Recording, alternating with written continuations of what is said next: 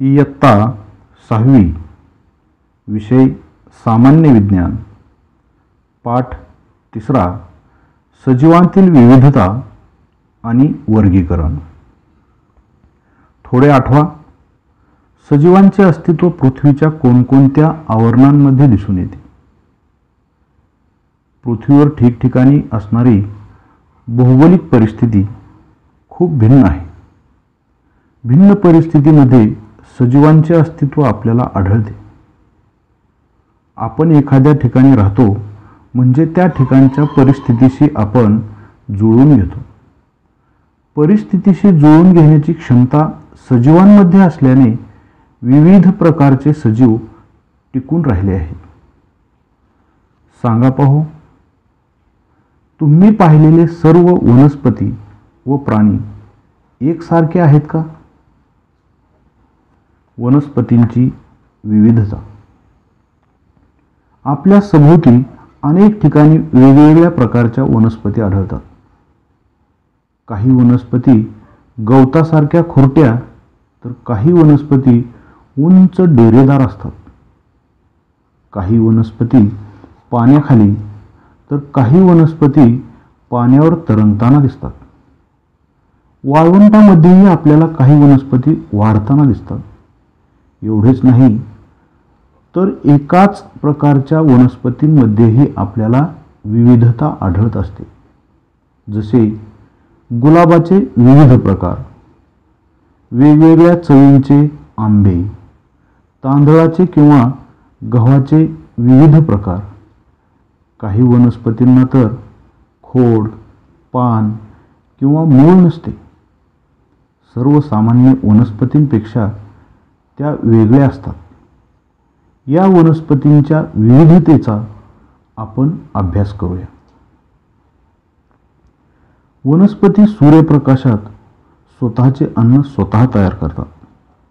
त्यांना स्वयंपोषी वनस्पती म्हणतात। उदाहरणार्थ जास्वंद, डाळिंब, सदाफुली इत्यादी। तर काही वनस्पती जसे बुरशी, बांडगुळ, अमरवेल मात्र इतर वनस्पतींच्या अन्नासाठी उपयोग करतात। त्यामुळे त्यांना परपोषी वनस्पती असे म्हणतात। घटपर्णीसारखी वनस्पती तर कीटकभक्षी आहे।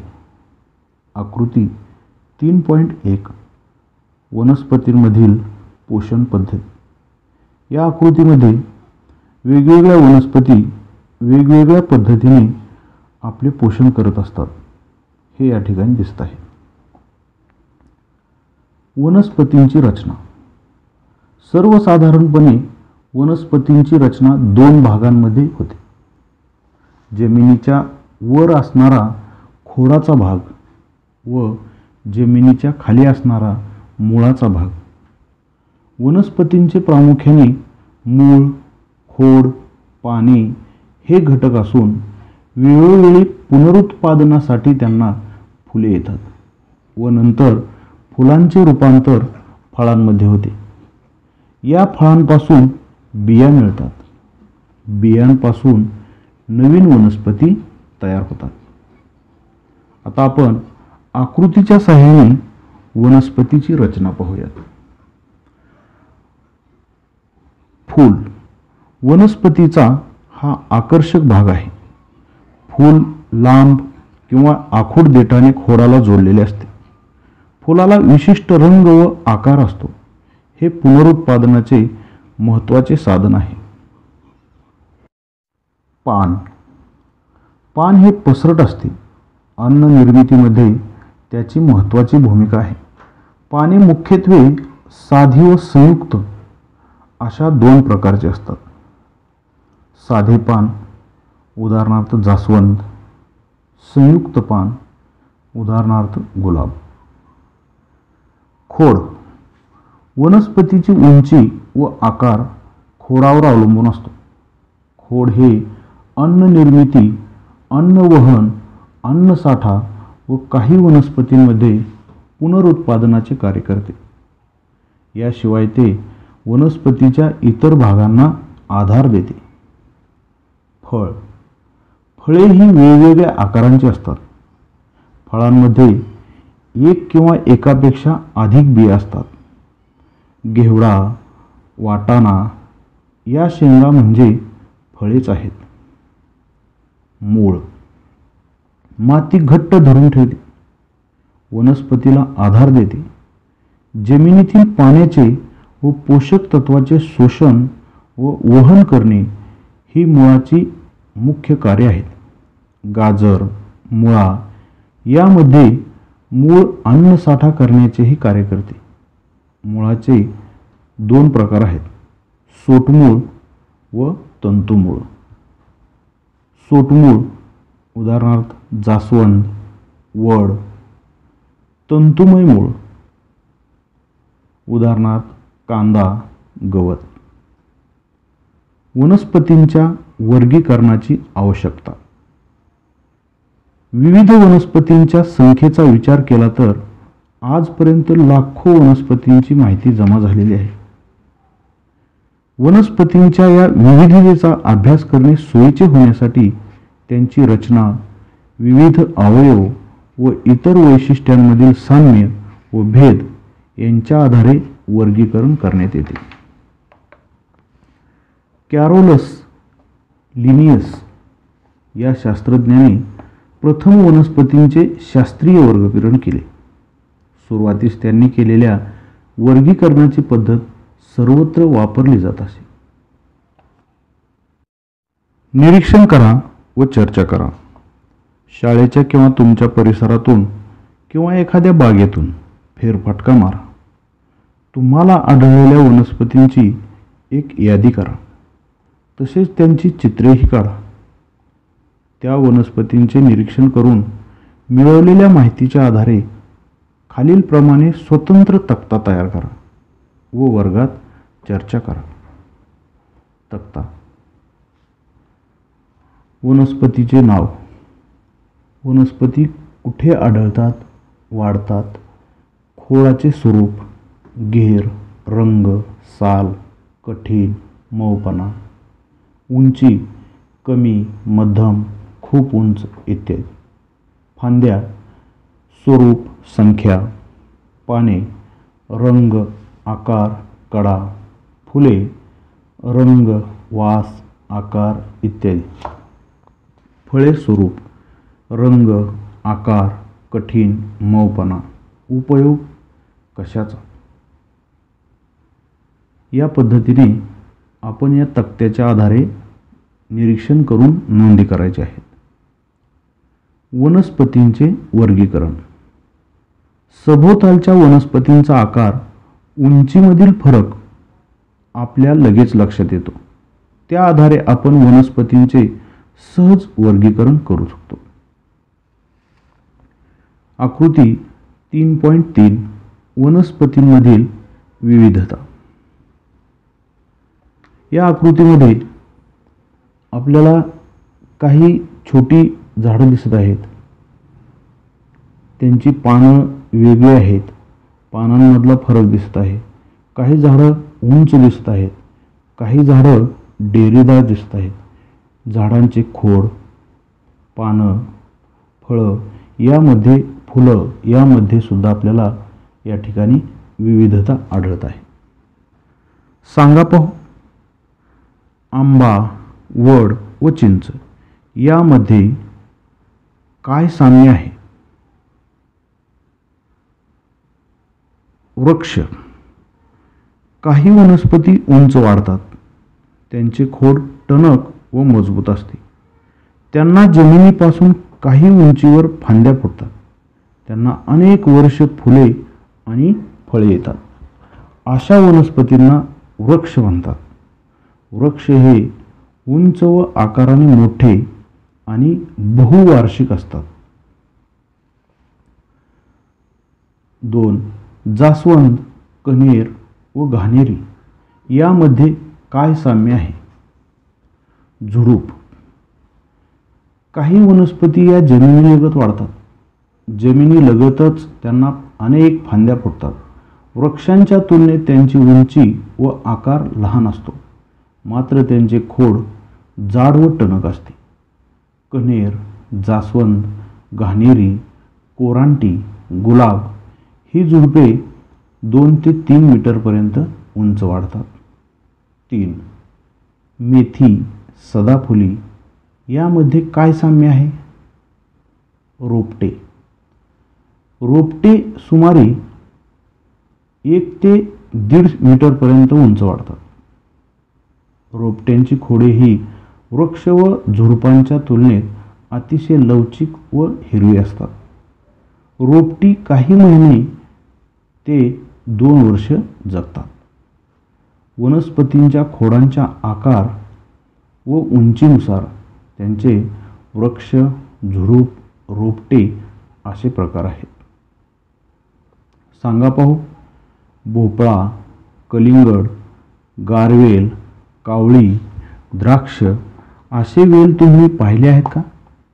ते कशाच्या आधारे वाढतात? वेल. काही वेली वाढ होण्यासाठी आधाराची मदत घेतात, तर काही वेली जमिनीवर पसरतात. मनी प्लांट सारख्या वेलीला हवाई मुळे असतात. काकडीच्या वेलीला स्प्रिंग सारखे धागे असतात. ते तुम्ही पाहिले आहेत का? त्यांचा काय उपयोग होत असेल? वेलीच्या खोडाला हात लावून पहा, काय जाणवते? वेलींचे खोड हे अतिशय लवचिक, मऊ व हिरवे असते. त्यामुळे आधाराच्या साहाय्याने त्यांची वाढ झपाट्याने होते. आकृती 3.4 विविध वेल. या आकृतीमध्ये आपल्याला विविध प्रकारचे वेल दिसत आहेत. त्यामध्ये भोपळ्याचा वेल, काकडीचा वेल, द्राक्षेचा वेल, काही फुलांचे वेल आहेत. यामध्ये आपल्याला विविधता दिसत आहे. सांगा पाहू. शेतामधील बाजरी, गहू, मका, मुळा, झेंडू ही पिके किती वर्ष जगतात? ज्वारी, सूर्यफूल यासारख्या वनस्पतींचे जीवनचक्र एकाच वर्षात पूर्ण होते. त्यांना वार्षिक वनस्पती म्हणतात. तर गाजर, बीट यासारख्या वनस्पतींचा जीवनकाल पूर्ण होण्यास 2 वर्षे लागतात. त्यांना द्विवार्षिक वनस्पती म्हणतात. जास्वंद, कण्हेर ही झुडपे तर आंबा, गुलमोहर असे वृक्ष अनेक वर्ष जगतात. त्यांना अनेक वर्ष फुले, फळे येतात. जीवनक्रम कालावधीनुसार वनस्पतींचे वार्षिक, द्विवार्षिक व बहुवार्षिक असे प्रकार पडतात. सांगा पाहू. वनस्पतींच्या कोणत्या भागाकडे फुलपाखरे व कीटक आकर्षिले जातात? ज्या वनस्पतींना फुले येतात त्यांना सपुष्प वनस्पती, तर ज्या वनस्पतींना कधीच फुले येत नाहीत त्यांना अपुष्प वनस्पती असे म्हणतात. अपुष्प वनस्पतींना मूळ, खोड, पाने असे अवयव असतातच असे नाही. जरा डोके चालवा. भूछत्र, अळंबी ही कोणत्या प्रकारची वनस्पती आहेत? उंबर ही कोणत्या प्रकारची वनस्पती आहे? नेचे, शेवाळ, मनी प्लांट या वनस्पतींना फुले असतात का? माहीत आहे का तुम्हाला? जगात सर्वात मोठे फूल इंडोनेशियामध्ये आढळते. राफ्लेशिया अर्नोल्डी वनस्पतीच्या फुलाचा व्यास हा सुमारे 1 मीटर असतो. या उलट जगातील सर्वात लहान फूल हे उल्फिया या वनस्पतीचे असून त्याचा व्यास 0.5 मिलीमीटर एवढा लहान असतो. सांगा पाहू. 1. डाळिंबाचे झुडूप कोठे वाढते? 2. कमळ कोठे वाढते? 3. पानकणीस, गारवेल कोठे वाढतात? 4. अमरवेल ही वनस्पती कोठे वाढते?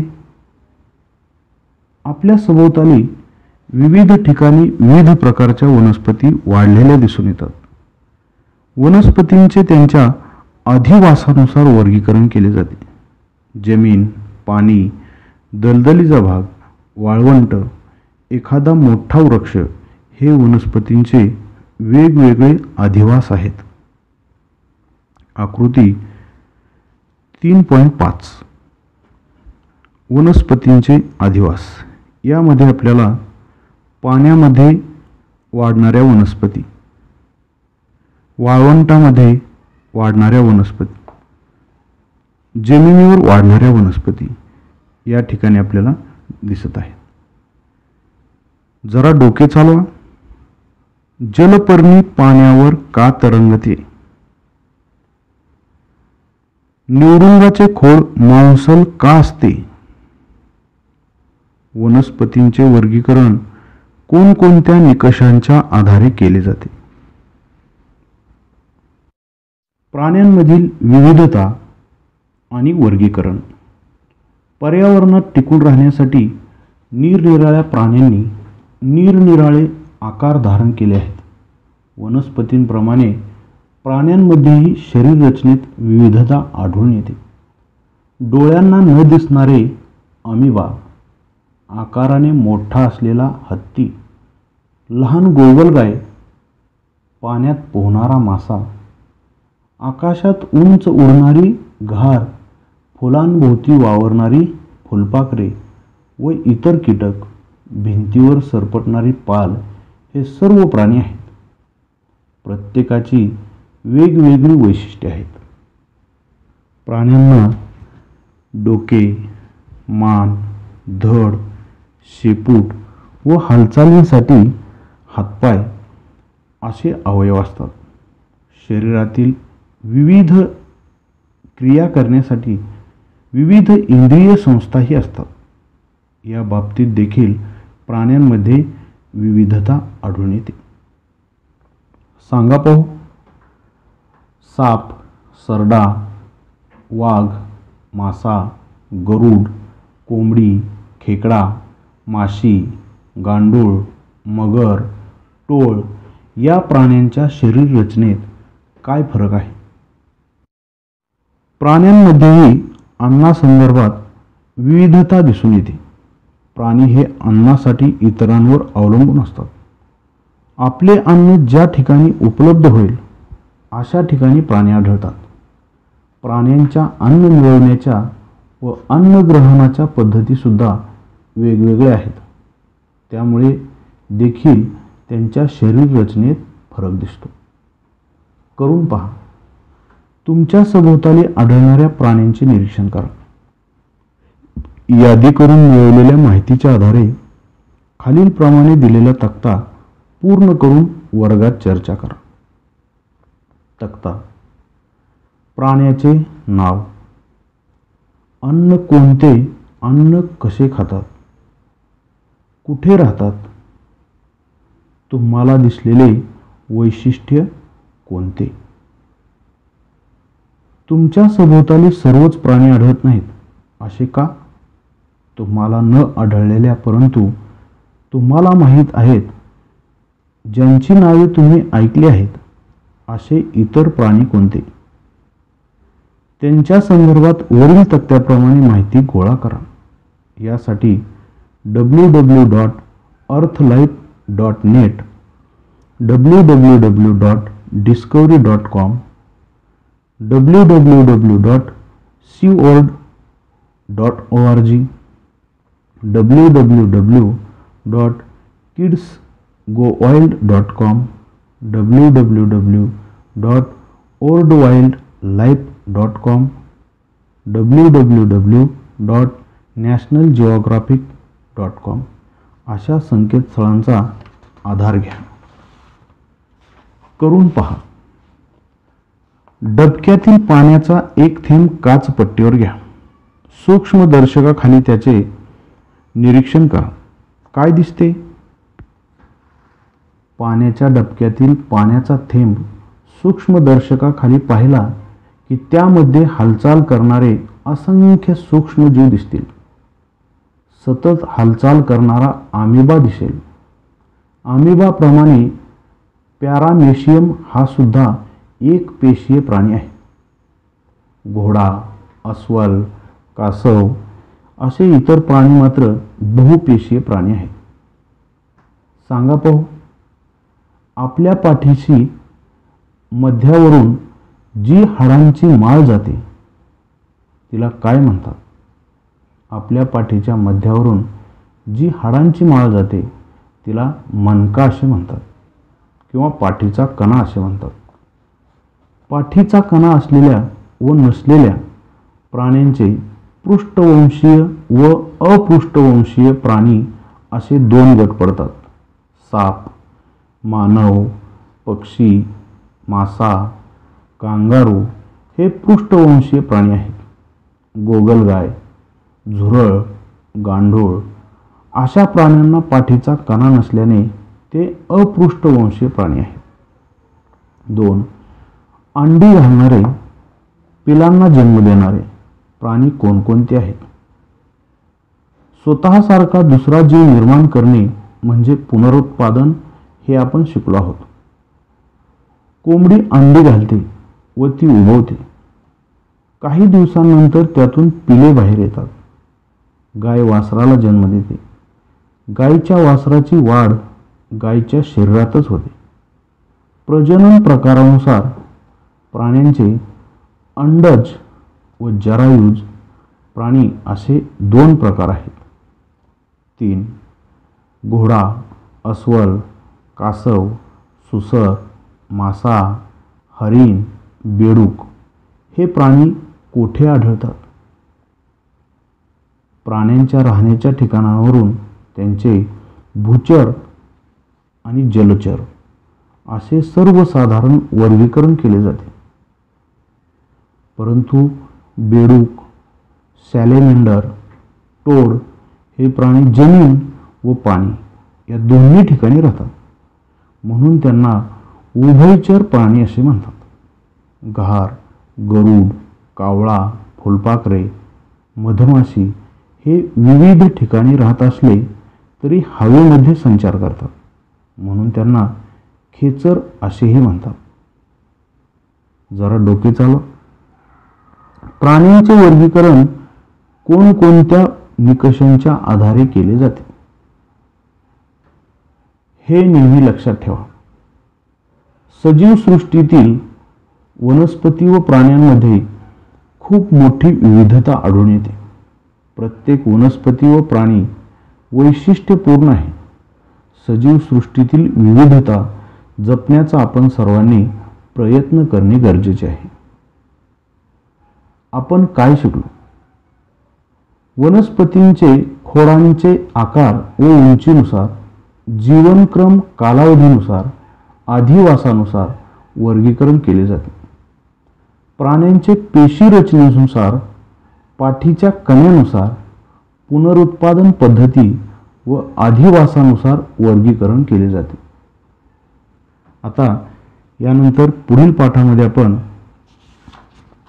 पाठ 4 आपत्ती व्यवस्थापन याची माहिती घेणार आहोत.